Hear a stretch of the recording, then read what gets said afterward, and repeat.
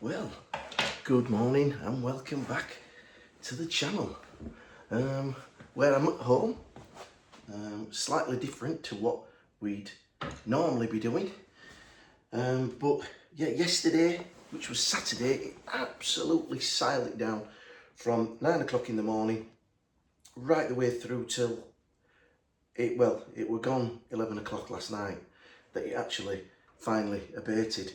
So the allotment will be absolutely saturated. So it's quite fortunate that I thought about doing this question and answer because I wouldn't want to be podging about on the plot in this weather. I will be going down to the allotment just for a couple of hours, just to do a little bit more cutting back on the main road, the epicormic growth. Me and Mick are going to do a couple of hours, but then I'm off into town. I'm off for a few pints in town. I'm going to a pub where there's some live music, just for a change. And it's my birthday week coming up. So there won't be a video on Wednesday because I'm going to be rather busy. So, but we'll be back to it on the weekend. But yeah, it's my birthday week. So we're starting today. We're going to go into Leeds. Have a few pints, listen to some live music. I want to get back for the football, so we're going into town quite early. So yes, different sort of show today. Show, video. What do I think I am? Right, we'll start off. I've got to put these on because I can't see a thing. So thank you very much for all your questions. I've taken most of them down here and I'll go through them. And we'll see where we go. So the first question was from Stephen Elliott, and he has asked me, what do you do with your incinerator spoils? Well, Stephen, what I tend to do is, depending on what's gone in there, I tend to just sort of sift through it, make sure there's any no nails or anything like that. And yes, I'll either put it on my beds or sometimes I just throw it in the compost heap, whichever. So, as I say, it just depends what's been in there. If I'm burning something that's got a lot of metal and things, it can take a while to sift through. But yeah, the majority goes in to the compost or on the beds. You've just got to be careful. If such people, you know, a lot of people got log burners at home where they're multi-fuel stoves, so they can use coal and they can use logs. Well, if you use coal, that's not very good. To go on your land. If it's just pure logs, then those ashes are perfectly fine. So that's what I do with my incinerator soil. A couple of my regulars now, Gary and Irene from over in Lincolnshire, they've asked me, where did you get your love of gardening? I think this has come up a couple of times, so this will sort of answer a couple of questions. Well, to be honest with you, as far back as I can remember, probably about 5 or 6, I remember my dad used to grow potatoes in the front, well, we only had a little yard, and then we moved and we got a big garden, and we had a small front garden. My mum had some roses in that, but then at the back my dad made some duck boards and he separated all the back garden off into separate beds with these duck boards, and they started to grow. My mum and dad grew cabbages, they grew carrots, they grew potatoes. I'd been about 10 then, you know, so I wasn't really interested. I used to just be out playing on my bike. And then my mum and dad got an allotment literally just over the moor from where we lived. And I used to go over there every now and then. But again, didn't really sort of take to it as such. I had to help out and do odd few chores, but that were it. It sort of like disappeared and left me. And then it wasn't really until we bought this house 30 some years ago and we got a garden, and then my true passion sort of like blossomed, if you like, to the point where I went and did a couple of courses, horticultural courses, in my spare time. So yeah, from my mum and dad really, I think, you know, and I think subconsciously I didn't realise, you know, but it all stayed in my head, and that passion now is where it is today, where it's probably just my one and only pastime that I do, really. You know, I'm in this house, or I'm at work, or I'm on the allotment. So yeah, that's where that come from, Gary. Irene, thank you very much for your question. Pete Trenouth, for a new gardener, what would your top tips be for keeping organised and not letting the garden overwhelm you? Well, one of the things that I sort of say to people if they ask me is, if you get an allotment or even a garden, it can be the same in the garden, cover it. And I think a lot of people are of that same idea. Cover the ground. That piece of plastic on an allotment, say the size of mine, is doing the work of 2 gardeners. It's keeping those weeds down while you can crack on and get done what you can do. So for me, covering it up so that you're not chasing your tail all the time. And then the other thing is before you put a spade in the ground, get a book, get a pen, and draw a plan of what you want to do. Once you've designed how you're going to lay it out, then write a plan of everything that you need doing and list it and just do it in that order. Because I've seen a lot of people come to the allotments and they'll start at one end doing something over there, and then they'll come back and they'll go over to the other end, and then they'll go away for a couple of days and come back and start at the other end. And after 3-4 months, they're stood in the middle of the plot going, gosh, what's happened? What have I done? So if you have a plan and you write everything down and you just tick it off and go through it, yeah, sure, you'll be adding to it, but at least you're doing things in some sort of order and you can actually see what you've done. So that would be my sort of top tip to anybody starting. And also, particularly on allotment, do a little, but do it often. Don't think, right, I'll smash it for a day today and I won't come back for a week. Because A, the next day you'll be aching like there's no tomorrow. And B, you'll come back the following week and maybe it won't look as impressive as what you thought it did, because a few of those weeds will be sprouting back up anyway. So yeah, that'd be my top tip. The next one is from Jenny, who it's like a 3-parter.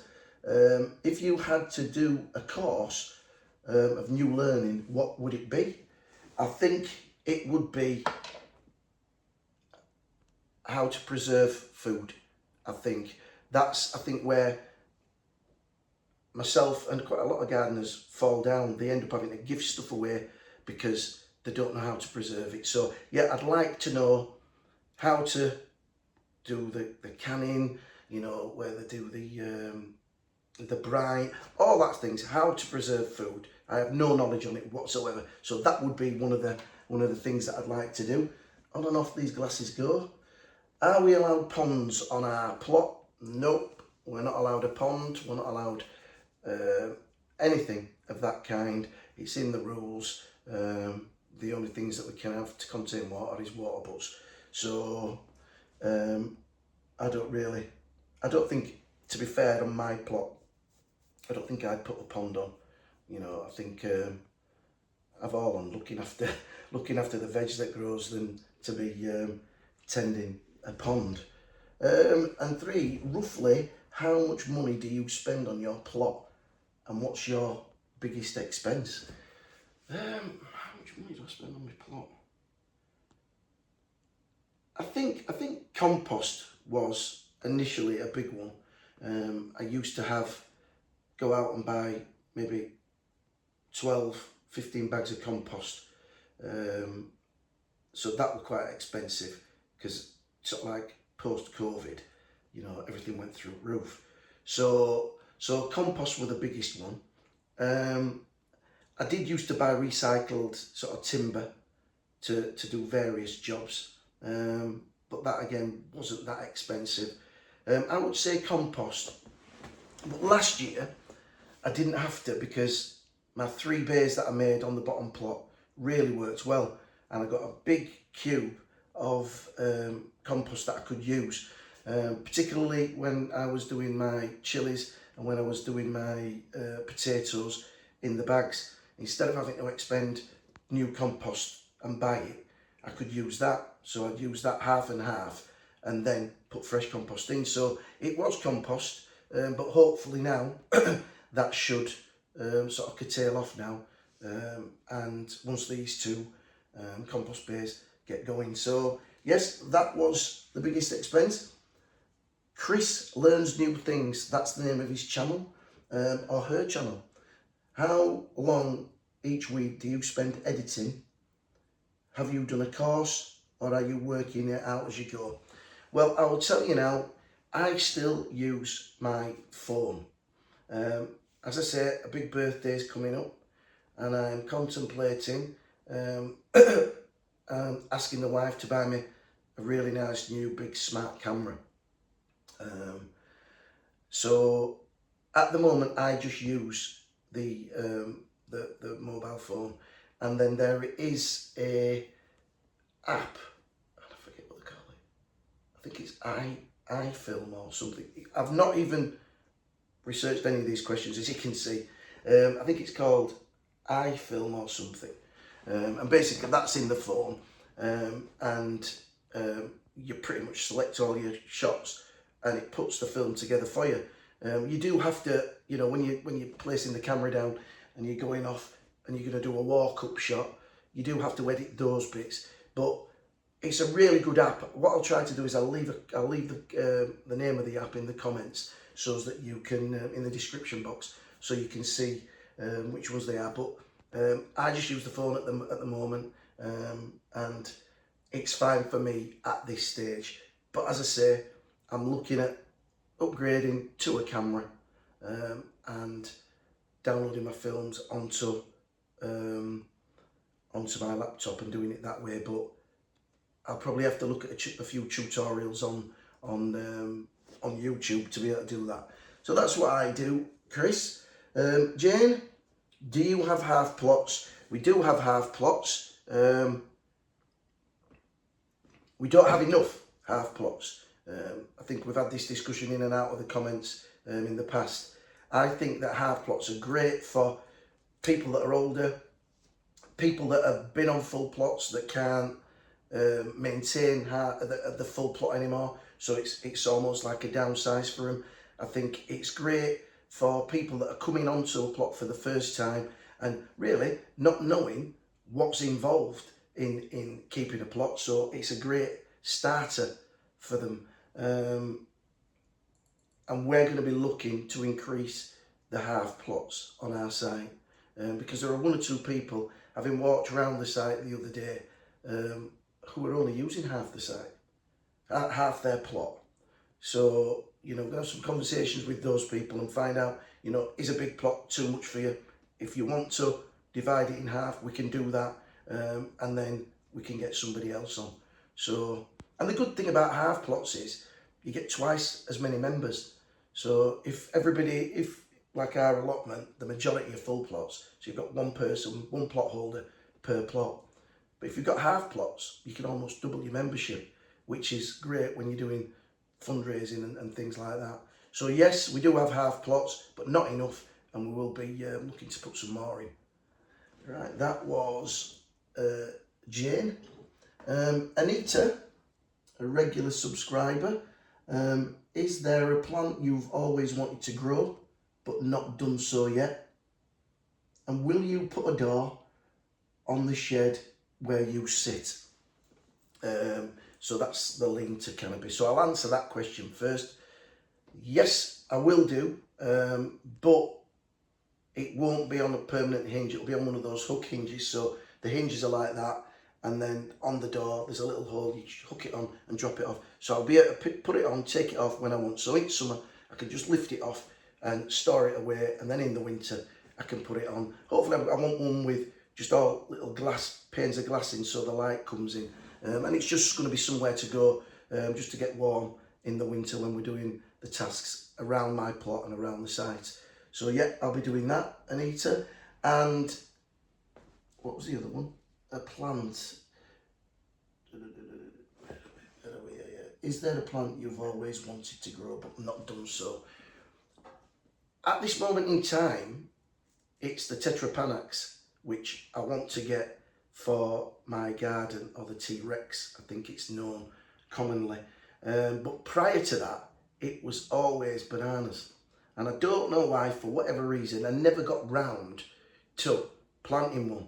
And then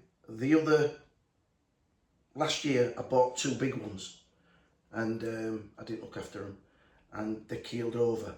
But then there was some little pups came off them, and I basically took those off, potted them up, and now they're up here. It used to be actually in front of the shed where I sit. It was at the right hand side there.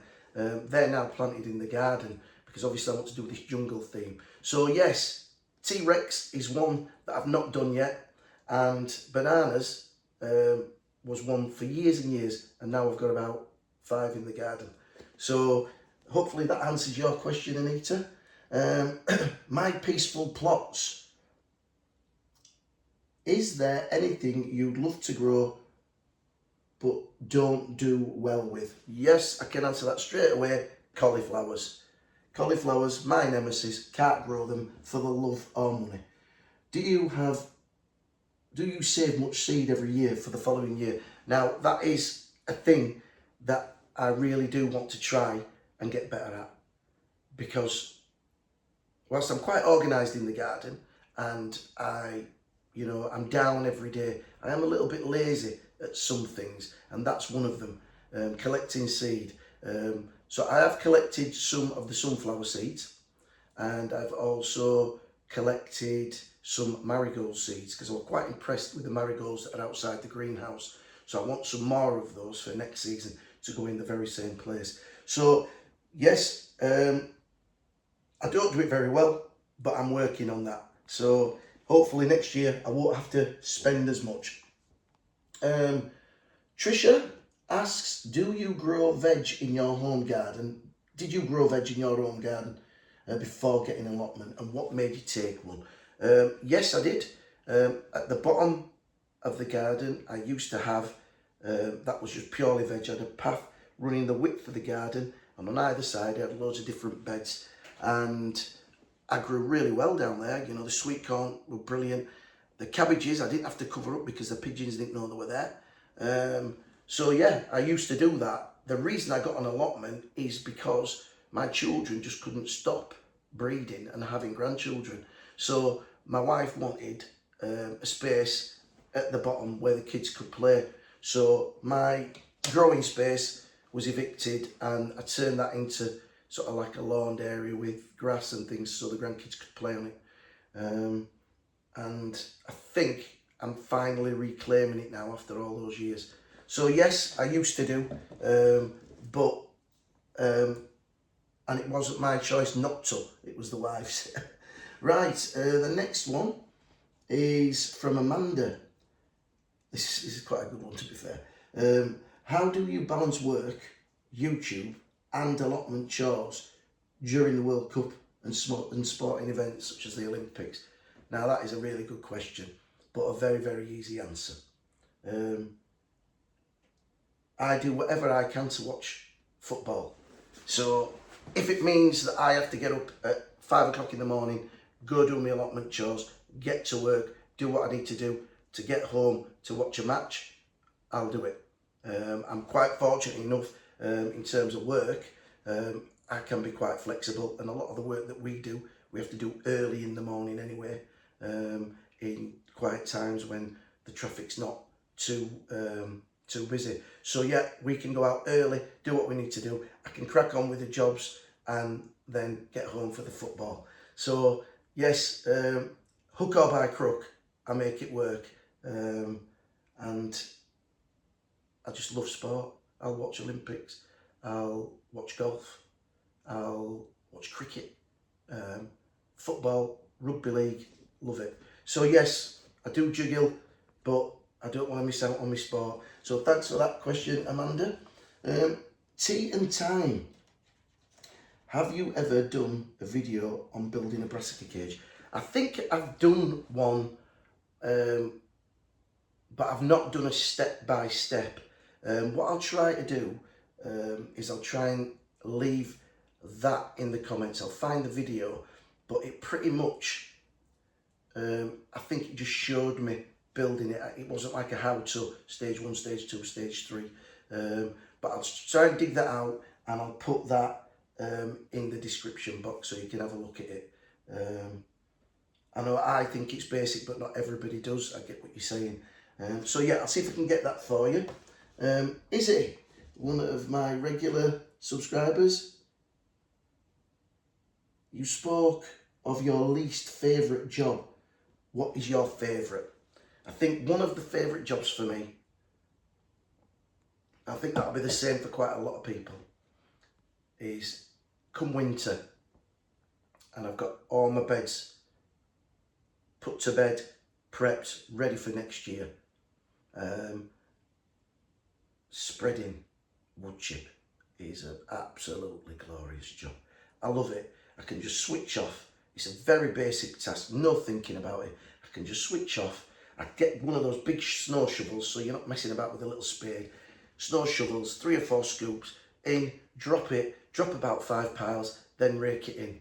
I just think it's one of the most satisfying jobs when you look back and you've got newly laid wood chip, all your beds are prepped and you're ready to go. So I think that is got to be my number one thing, and I so look forward to getting to that point this season. But then it'll be turning my attention to all the big jobs that we've got to do around the site. So that's my favourite, spreading wood chip, is it? Right, Craig Bucalo, or Bucalo, I don't know if I've pronounced that right, Craig. As you are setting up the allotment, have you thought about involving local schools? See, yeah. Yeah, what we're going to try and do with this, with the allotment itself, is just try and make it more accessible to the community and the various areas in the community. So schools and that sort of thing. We're looking at trying to encourage schools down there, but we've got to try and find an area where we can actually, you know, make sort of like some raised beds and that sort of thing. And we'll also be looking as well, trying to maybe go to some of the local care homes and things and ask them to come around, because one of the things I think now, like farmers can't just be farmers anymore. They've got to diversify. And I think that's the same with allotments. I think we've got to be more community orientated. You know, we've got to have a little bit more than just growing, just to protect the site.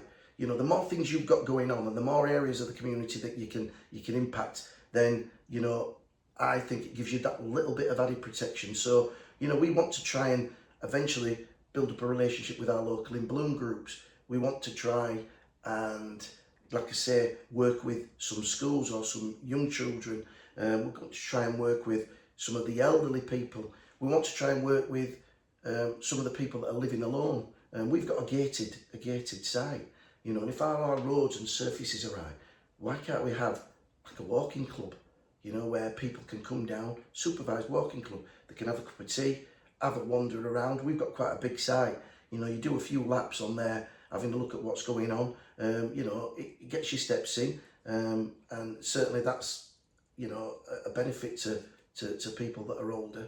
And also loneliness, you know, there's a lot of people live on their own.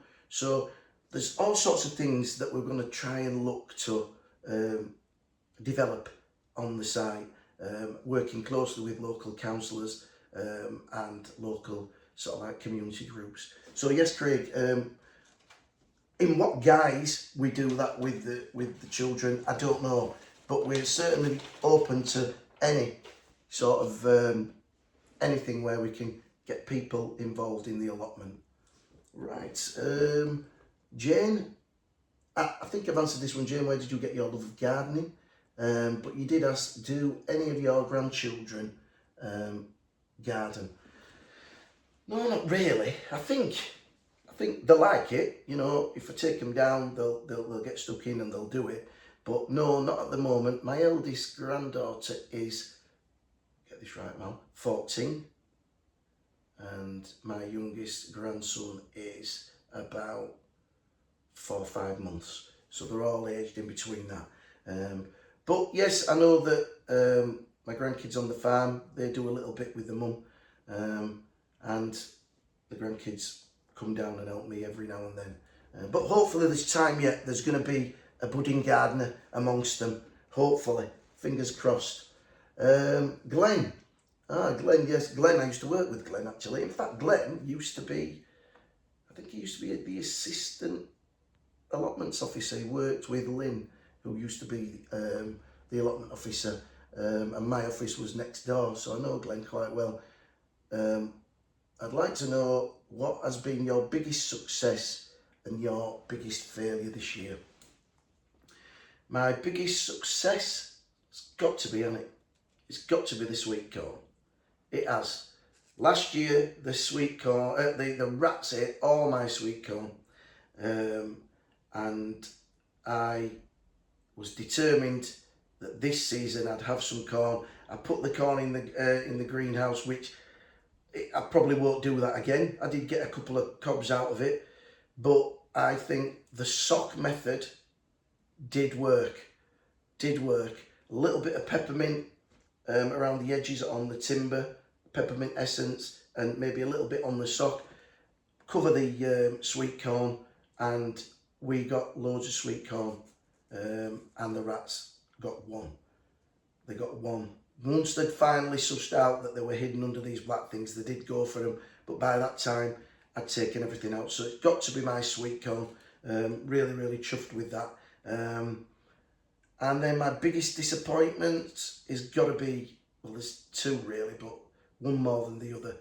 It's got to be the onions that were attacked by the allium leaf miner. As I've said in the past, I've always grown really, really good onions, really decent sized onions, and always had loads in the veg shrub there. But this year, allium leaf miner got it and ripped them all out. So it's back. I'm gonna this year, or this next coming season, instead of start growing my seeds, onion seeds in December on Boxing Day, I'm gonna do it around the 25th of January. I'm gonna do it a month later, and hopefully when I plant them out, the first sort of stage of the allium leaf miner has gone, and they should be okay. So yes, it was that, and also the melon disaster. You know, my melon, one rotted on the plant, and then I cut that one off. So next year I'm going to give it a real good crack in the greenhouse with the melons. So yes, sweet corn, definitely the best thing for me this year, the biggest achievement, and the biggest disappointments were the onions and the allium leaf miner. So that brings me to the end of all those questions. It's quite strange just sitting here. Everybody, there's nobody up, wife's in bed. Strange sitting here talking to a camera, but feeling like I'm talking to somebody, it's great. Anyway, listen, today, yes, I'm gonna nip down to the allotment now, do a little bit, just for a couple of hours, come back, get a shower, and then I'm gonna go into town. As I say, there won't be a video on Wednesday, because I'll be out celebrating, and we'll be back to it next Sunday. We'll be back to normal, back down on the allotment, back down, getting busy, trying to get it put to bed, because of all those chores to do. I've got to sort out a fire, I've got to sort out the raised beds. Some of them literally, you can see the boards all the way around. If I went up and just picked one up like that, it would just come away. So I've got to get some scaffold boards, and I've got to get those repaired. I've all sorts of different little projects that I need to do. On the back of the storage there, I want to put some doors so that it's not open to the elements. I want to give my greenhouse a good old clean, and I'm also thinking of incorporating another small bed in the large greenhouse opposite, on opposite sides of the door, because I'm wanting to put some more cucumbers in there, because the small greenhouse, I'm just going to have melons and a few tomatoes in there. So I've got loads of jobs to do, and I'll take you around showing you the big jobs we do on site, and hopefully it'll be an interesting off season. I've got the garden to do, I have made some headway. We've got a load of the black gold onto the middle garden area, so that's a nice thick layer, and I need to do the same on the bottom, and then we're going to start and look at designing the tropical style garden that I'm hoping to have for next season. Anyway, listen, I've yabbered on enough, and I'm sure that I'm boring you to tears, so I will get myself off to the allotment and crack on. Until then, everybody take care. I will see you in a week's time. So, happy growing. Enjoy your day.